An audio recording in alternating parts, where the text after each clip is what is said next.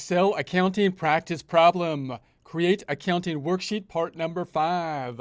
Get ready because we're about to excel with Excel. We are in our Excel worksheet. In prior presentations, we put this information together from a blank worksheet. We're going to be continuing on from here. If you have access to this worksheet, there's going to be 2 tabs on down below, an example tab and a practice tab. The example tab in essence being an answer key. Let's take a look at it now. We started out by entering the data where the transactions are going to go, the debits and credits representing the transactions. We do have a debit and credit column here, but the credits will still be represented with negative numbers so that when we then post them to both our trial balance and general ledger, it will be much easier to do so. We then created our trial balance. We have then the formatting of the accounts. We selected the numbers, discussing how we might select basically beginning balance numbers. We entered the entries column. Ending balance has a nice easy formula then, calculated just simply the sum function. We could then have our check figures down below to sum up, to check that the debits equal the credits. Net income very easily calculated as well. Then we started to create the general ledger supporting, giving the backup for the accounts that will be represented in the trial balance. We then are creating the asset accounts. We went to the liability accounts now, and then the equity accounts. Now we're continuing on to the revenue and the expenses. Let's go back to the practice tab and continue on from here. Last time we had some hidden cells, so let's just make sure we know where we are at this point. I'm going to unhide these cells, and you can see here because it goes from FG, I, and then to Z, double A, so there's something wrong here in that there's hidden cells. Let's unhide them, and then I'll hide them again just to see where our starting point is. To unhide them, I'm going to put my cursor on column I, drag over to column AA, left click on that area, or right click on it, and then unhide on down below. So now we've got our trial balance, and we're moving all the way out here to where our starting point is. Now what I'd like to do is rehide this information so I know where my starting point is. I'm going to put my cursor on column AC, drag on over to the skinny column J, let go, right click, and hide those columns again. Right click, and hide those columns. So now we got the next place to work, and so we got our information side by side. So now I'm just going to copy from the skinny cell all the way over to AJ, Control C. Going to put that right here in AH, and then we'll reformat this to the slightly different blue and blue coloring, which is just going to be the bucket blue. It's going to be then up top in the font group. I'm going to make it then this bucket blue, slightly different, and then this is going to be that bucket blue. Everything else is the same. Going to say this is going to be equal to the sales number. Now notice the sales number has a negative in it, but I don't need a negative here. These are always just going to be equals or pluses. We don't need any negatives because they'll be pulled on over here, making sure we're pulling this in from column G. There we have it. I'm going to copy the formatting from this top one to the one below it, selecting the form. Actually, I think the lettering, we had the lettering slightly different down here too, didn't we? The lettering I was going to make, well, we'll keep it at that. And then I'm going to select this whole thing. We're going to go to the clipboard and the painter, and then we'll paint this on down here. So there we have it. So now we can just copy this over. So I'm going to say this next one is going to be the cost of goods sold. Cost of goods sold. The beginning balance is going to be equal to the 160. Then I'm going to hide these cells so I can hide them as we go to be as close as possible to our trial balance, going from this skinny cell on over to the AG, right click and hide those cells.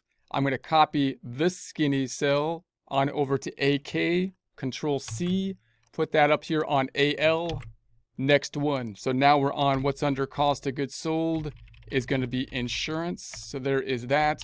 Beginning balance is going to be equal to the beginning balance in the insurance expense. The next one is going to be equal to the miscellaneous expense, and then we're going to put the beginning balance in the miscellaneous expense, and then I'm going to do this again. I'm going to hide these cells so I can be right next to it. So I'm going to select from the little skinny column to AK, right click and hide those cells. Then I'm going to copy these cells over, putting my cursor on the skinny column over to AO, Control C, put that in column AP, Control V, and then we'll do it again. After the miscellaneous, we had then the office supplies. Office supplies, beginning balance is going to be equal to, in the office supplies, that 490. And then after the office supplies, we have then equal to the payroll expenses. Beginning balance in the payroll expenses is going to be the 8,000. So then we'll hide the columns again, putting our cursor in the skinny column on over to AO, right click and hide. Sometimes when I hit the right click, it gets sticky on, so it's going to hide those ones. And then I'll copy this over again, skinny column on over to AS, Control C. Going to put that in AT, Control V. And then this is going to be equal to, we'll say this equals the the telephone is what we're on now. And this is going to be equal to the beginning balance in the telephone. And finally, last one is going to be equal to the utilities. And we'll put the beginning balance in the utilities. Okay, so now I'm going to unhide. I'm going to unhide from column I to AQ, put my cursor on column I over to AQ, right click on that area so that we can unhide it now. And so now we have the whole thing here. So what we'd like to do now is give this double check. How do I know this is in balance? What if I messed something up? What I'd like to do is add these up, and I should get to 0 again, debits and credits matching out. However, I don't want to just do that with the beginning balances. I want to do that and be able to check the ending balances. And there's only the beginning numbers in there. So what I'm going to do is put a formula, a running balance formula, so that this balance will run all the way down. And when I add more data to it, it'll populate automatically. That formula looking something like this. It's going to be equal to the item above it plus the item to the left of it, and enter. And then I could simply copy that down. So the 100,000 flows all the way down. And then if I was to increase, if I had a date here like on 1/15, we increased it by another like 1,500, then it would go up and that would copy all the way down. So this ending number is in essence our total in a running balance format. Again, look how nice that is by having just the credit then 16500. Very easy formulas to basically make this whole thing kind of work out using a format like this. So I'm going to remove that. I'm going to do that all the way across.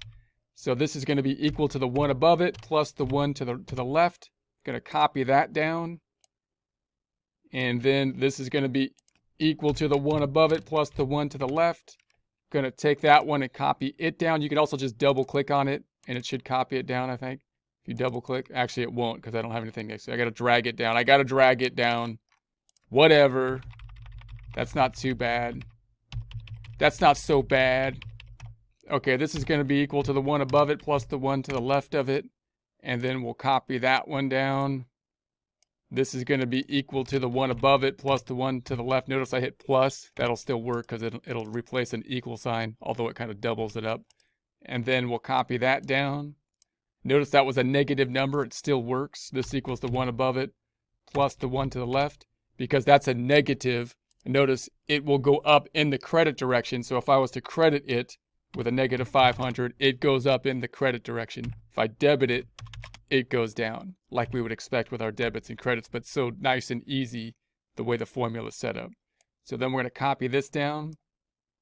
And then this is going to be equal to, or let's say equal to the one above it plus the one to the left. Copy that one down. We'll do the same on the items down below. This equals the one above it plus the one to the left of it. We'll copy that down. This equals the one above it plus the one to the left of it. We'll copy that down. This equals the one above it plus the one to the left. You probably could copy these formulas across, but I'm just going to copy them down like that. In other words, I could like right click on this. Let's try it. I'll copy it. I'm not going to paste it normal because that'll make it orange, but I could select this whole thing and paste it like, paste the formulas, and it should do what we want. And so I could do that all the way across. That's probably way easier. So let's try that. I'll just start pasting this.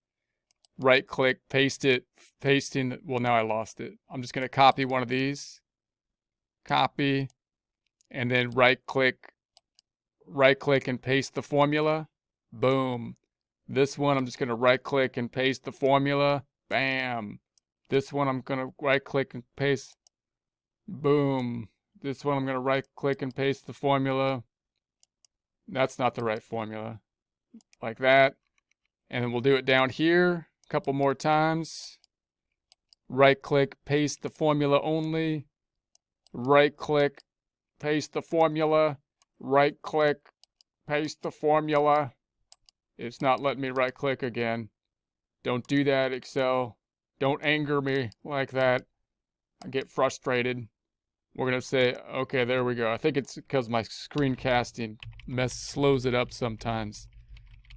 Whatever. And then we can go over here, and now I'm going to add up all the ending balances in this cell. So I'm going to make this cell white again.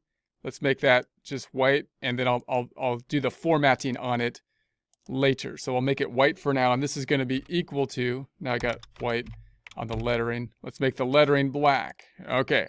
So now this is a tedious formula. We're going to go to the ending balances, making sure we're picking the last number up so that when they change, it's always picking the total or the last number in the running balance. So it's going to be this, and then I'm going to say plus this. Notice the formula up top.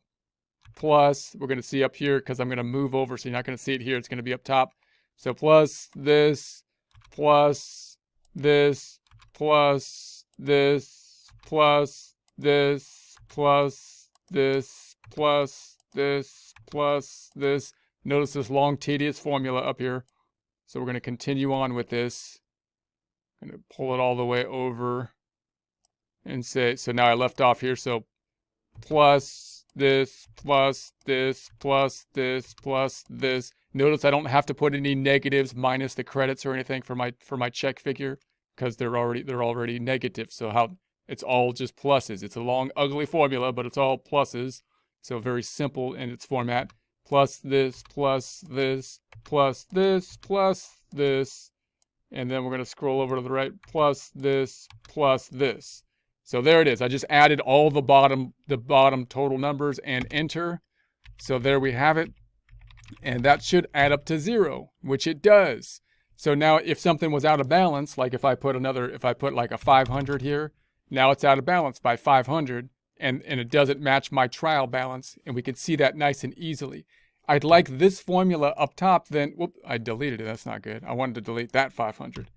Now this formula, I'd like to do the same thing as we did down here, meaning that if it's within the range of 1 and -1, I'd like to make it green and green. If it's over 1, I'd like to make it red. If it's going to be under 1, I'd like to make it red. Now, I could do that with the same, let's just practice the same conditional formatting, and then we could use the format painter to do that. So I'll do it both ways.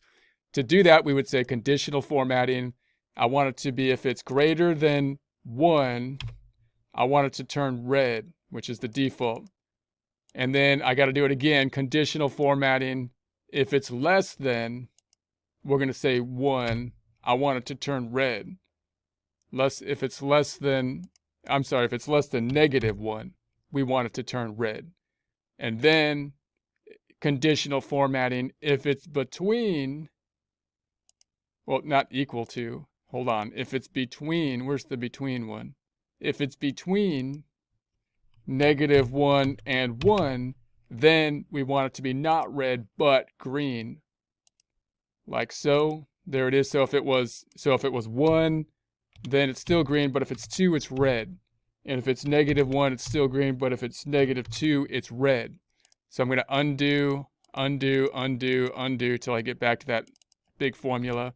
So that's one way we could do it. We could also clear that if I was to do that and say, I don't need to do that again, do I? Because I did it down below. If I clear the rules from selected cell, and I just do that, I could just say, it's just the same rules as on this one. So why don't I just clipboard format paint it like so? And that's way easier than what you did. That's way easier. And then I could put a bracket around it. Let's put a bracket around this thing. So there we have it. So now when we enter the data, we're going to be entering it. We're going to enter it. Say we entered a transaction that had like a date of 1/15, and let's say that we had the checking accounts impacted, and then the other side is going to be sales, right? Sales is the other side, and it's for 100. I'm going to put the credit on the other side, 2 columns here. But then when I post it, I'd like to post it to both spaces so I can see it here very easily and transparently. Checking account goes up by 100, 100 by 100 to 101. And then sales over here is a credit balance, which goes up in the credit direction by the 100 to the 201. We're back in balance down below. Notice before I did that second one, I wasn't in balance. And then I also want to do it on the right-hand side, so that we can check it here too. So I'm going to say, okay, this needs to be equal to the 100 here, and then the sales, and so then, sorry, that needs to be down here. This is 1, I think it was. This is going to be equal to the 100 here. That increases it, throwing us out of balance. And then we're also going to be pulling it down way over here in the sales area. 1, 1, and this would equal the credit way over here. And so we could see then the running balance kind of format that you would see in a general ledger. You can see the general ledger will still remain in balance, but we also get that nice transparent look so that we can focus on a few transactions and just see the impact directly on the chart of accounts. So that's how we'll do it. And then later on, you might set up a system where your trial balance is being created directly from the general ledger.